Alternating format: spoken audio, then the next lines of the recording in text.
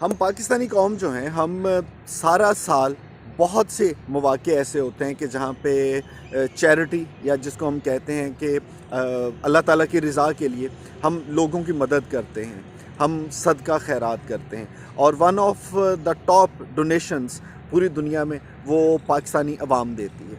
लेकिन अक्सर देखा गया है कि ये जितना भी चंदा हम देते हैं, बहुत से ऐसी मज़हबी त्यौहार आते हैं कि जिस पे हमारा जज्बा कुछ ज़्यादा होता है। लेकिन असल चीज़ ये है कि वो जो हम चंदा देते हैं, वो सदका देते हैं, क्या वो सही हकदार तक पहुँचता है या नहीं। अब इस पे बारहा बात हो चुकी, लेकिन अभी चूँकि रमज़ानुल मुबारक का आगाज़ होगा, तो उसकी आमद से कबल आप और हम रोज़ादार जो हैं वो तो अपनी तैयारियां कर रहे हैं, लेकिन ये जो भीख मांगने वाले हैं इनकी अपनी तैयारियां हैं। बाकायदा ग्रोह बन गए हैं, बाकायदा टारगेट बना लिए हैं उन्होंने कि कौन किस मार्केट में जाएगा, कौन किस चौक चौराहे पे खड़ा होगा।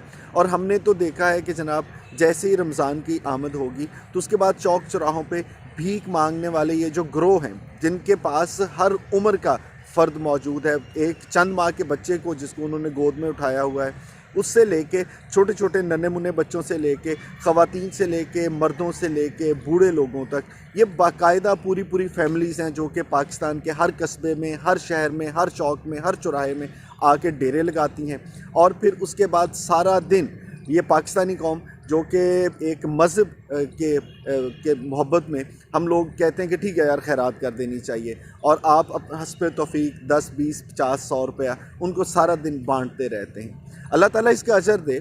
लेकिन एक सोचने की बात है कि जब आपको इस बात का एहसास हो कि ये जो सदका हम दे रहे हैं ये उन लोगों के हाथ में जा रहा है जो बाकायदा एक ग्रोह हैं, जिनका ये पेशा है, जो सारा दिन मेहनत करने की बजाय सिर्फ मांग मांग के आपसे हज़ारों रुपया इकट्ठा करते हैं।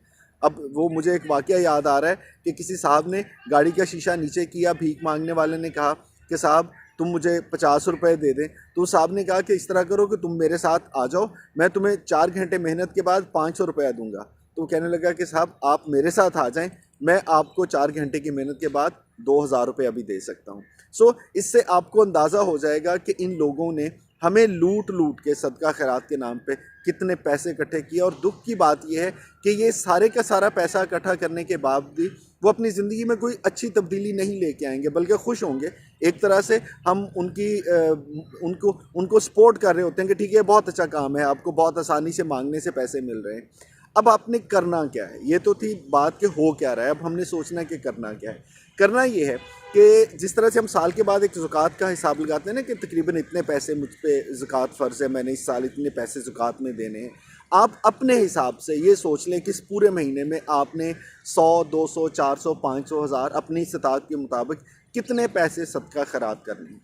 अपने दोस्तों से बात करें, इन सारे पैसों को इकट्ठा करें। कोई हकदार ढूंढें, कोई सफ़ेद पोश बंदा ढूंढें, कोई मुस्तहिक ढूंढें, और सब लोग वो पैसे इकट्ठे उस बंदे के पास जमा करवा दें। आपको लगता है कि आप अगर रोज़ 10-20 रुपए देना चाहते हैं तो पूरे महीने में 500 रुपया आप सदका करेंगे, तो वो 500 रुपया इकट्ठा करके किसी ऐसे काम में लगा दें कि जहाँ पे आपको यकीन हो कि ये जो पैसे मैंने दिए हैं इनका सही मसरफ़ होगा, इनका सही इस्तेमाल होगा, और ये हकीकत में आपके लिए सदका और सदका जारिया बनेगा। अब इससे 2 फ़ायदे होंगे। एक तो दिली सुकून इस बात का कि मैंने जो पैसे दिए हैं वो वाकई किसी हकदार तक पहुँचे हैं, किसी सही काम में लगे हैं।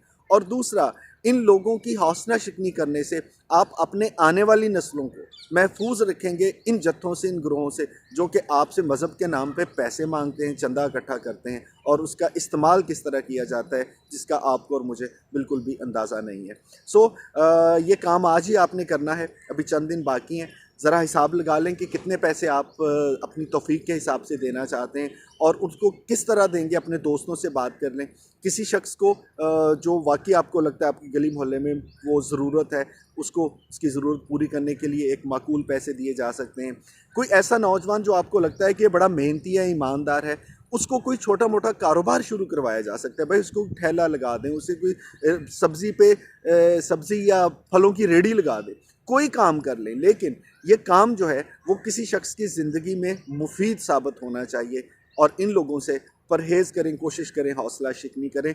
ये तो वो लोग हैं जो आप इनको 4 पैसे ना दें तो दुआ क्या देनी है, बद्दुआ भी देने पे आ जाते हैं। सोचना पर है और सोच के हमने ये फ़ैसला करना है कि इस दफ़ा हम इन लोगों की साजिश का शिकार नहीं होंगे। अल्लाह ताला आपको सदका करने की और उस सदक़े को अल्लाह ताला कबूल करे, तौफ़ीक दे। खुश रहिए, आबाद रहिए।